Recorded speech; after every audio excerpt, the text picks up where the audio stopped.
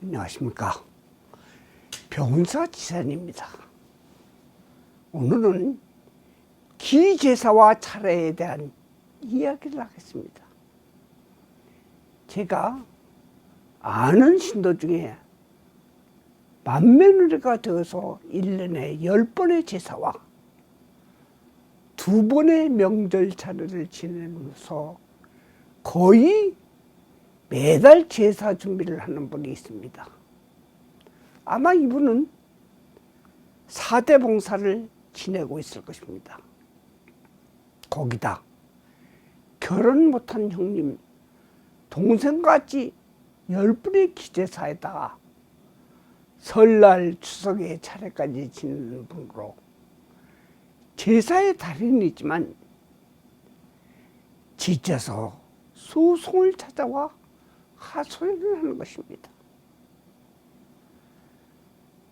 돈만 삐죽이 내면 되는 줄 아는 다른 형제 자매들, 이 고통에서 벗어날 수 있는 다른 방법이 없는지를 묻는 것입니다. 구독, 좋아요도 눌러주시고 알림도 설정하시면 소선 열심히 영상을 만들겠습니다. 현실적으로 제사 차례는 우리나라에서는 유교적인 영향하에 내려오는 집안 행사입니다. 어떤 행사에도 희생자는 있게 마련입니다. 저를 찾아온 보살도 오죽했으면 이런 문제를 상담하겠습니다. 그래서 소선 방법을 말했습니다. 우선 2대 봉사로 줄이고 부모의 제사는 돌아가신 지 10년 이상 되신 분은 늦게 돌아가신 부모 중 한 분으로 합치십시오. 그렇게 되면 조부, 조모는 자연히 합쳐집니다. 만약에 부모, 조부모 중 한 분만 돌아가셨으면 여전히 이대만 제사를 지냅니다. 차례는 1년에 2번만 지낼 때 여전히 이대만 하고 위패를 따라 쓰고 그 위에 조상부터는 일체로 위패를 씁니다. 예를 든다면 광산 김씨 조상 일체 신이 행여자 김땡땡 씨가 자손을 쓰고 다음에는 전주 이씨 조상 일체 신이 행여자 이 땡땡의 친정 자손으로 씁니다. 여기서 제사를 지낼 때는 남자 쪽을 위주로 쓰지만 아들이 없는 조상들은 딸이 별도로 따로 지내야 합니다. 딸만 나면 결국은 제사를 지낼 수가 없어지므로 여자들도 친정 제사를 이어가는 것이 현재의 제사의 문화에 맞습니다. 그러므로 종교적으로 합당한 방법을 행하는 것이 현명합니다. 소승은 불교적인 방법이 매우 합리적이므로 불교의 제사 방법을 추천합니다. 물론 기독교적인 추모 예배가 음식을 차리지도 않고 매우 간단합니다. 돌아가신 분이 와서 살아생전의 음식을 먹는 것이 논리에 맞지 않고 추모의 뜻으로 모여서 기도를 한다는 것은 매우 좋은 것이고, 가까운 이런 자는 무언가 허전하고 대대로 내려온 유교적인 영향하에 제사를 일시에 바꾼다는 것이 도리에 맞지 않는 것 같으므로 마음속에 보이지 않는 짐으로 남아 있습니다. 그런 이유로 한국 사람은 논리적으로 종교적으로 제사가 맞지 않으나 굳이 제사 지내는 것을 가로막지는 않습니다. 불교도 재행상을 깨닫는데 제일로 치지만 반면에 부모에게 효도하는 것은 살아서나 돌아가셨더라도 잊지 않고 최선의 본분을 할 것을 교리로 강조합니다. 그래서 천도의식을 존중하고 어떠한 형태의 과거, 현재의 미래를 다 이해하고 소중히 여김으로 무주고원의 배려를 잊지 않습니다. 지금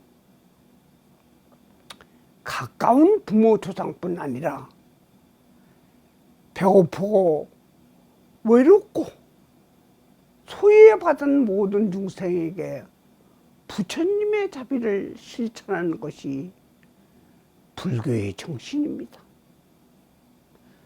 그러므로 절에서는 오랫동안 내려오는 제사 문화가 있습니다. 기존 유교식에서 크게 벗어나지 않으며 불교식을 가미하여 제사를 지냅니다. 모든 음식이나 지방도 소소 돌아가신 분의 길에 맞추어 부처님의 가르침을 들으며 자손들의 애절한 그리움을 소통하는 자리를 만듭니다. 시간도 밤늦게 하지 않고 자손들이 참석할 수 있고 제사 후에 못 보고 지냈던 인연자와 담소할 수 있는 자리도 마련합니다.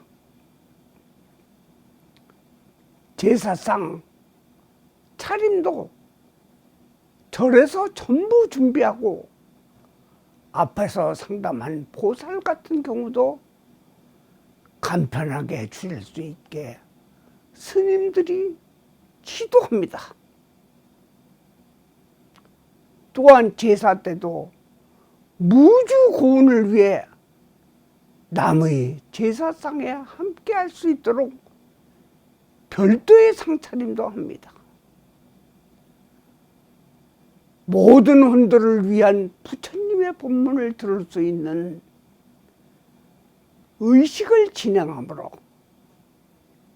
깨닫지 못해 떠도는 집착이 많아 떠도는 모든 혼에게 큰 힘이 됩니다. 자기의 부모, 조상에게 드리는 제사가 또 다른 한많은 혼에게 힘이 된다는 것은 베품의 표상이 되는 것입니다. 절에서 선망 부모 조상들의 제상을 지내는 것이 신도관리와 포교의 일환이었으나 그 배면에는 소외받거나 사람인 듯 아닌 듯한 모든 중생에게 똑같이 대우하는 것입니다. 나눔의 정신이 깃든 것입니다.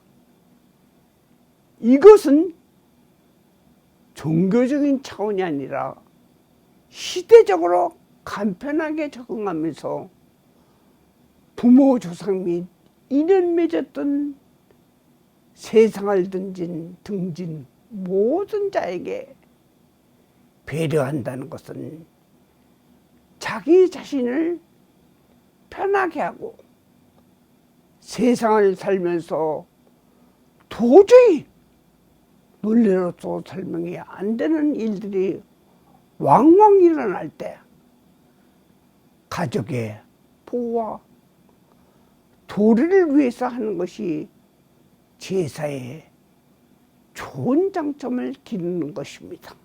경비도 절에서 지내게 되면 불필요한 부분을 생략할 수 있고 일반 제사 비용보다 훨씬 적게 들고 내실 있는 제사가 됩니다.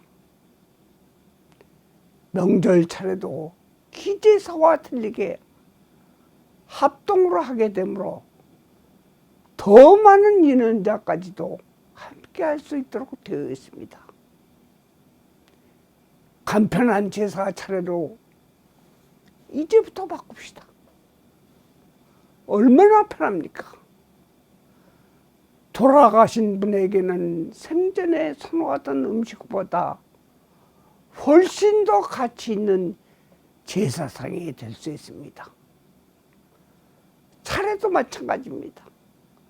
어디까지 차려야 할지 모르는 경우가 없어집니다. 제사의 순기능은 형제 자매들이 모여서 담소하고 우애를 다지는 제사를 없애는 것보다 이런 형태는 아주 매우 좋은 계기가 될 것입니다. 제사가 끝나면 가까운 식당에서나 또는 찻집에서 형제간에 그간 못다한 이야기를 할 기회도 갖게 됩니다. 소선 불교적인 제사와 차례를 이야기했으나 가족이 불교 신자가 아니면 타 종교식도 수용해야 합니다.